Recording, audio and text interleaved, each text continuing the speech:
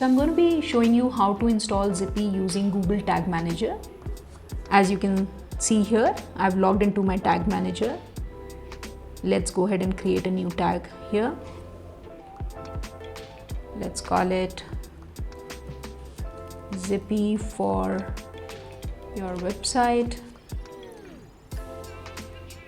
The tag type, let's select custom HTML because we're going to be pushing our script here.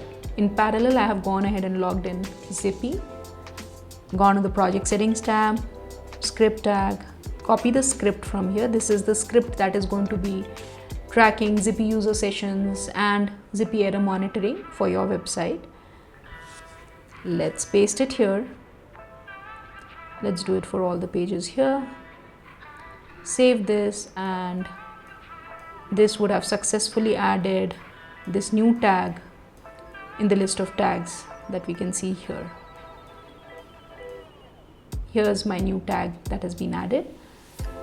Now we can go to our site. How do you know that your sessions have started flowing in?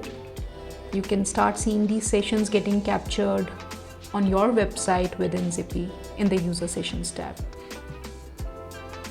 It's as simple as that to install Zipy with Google Tag Manager.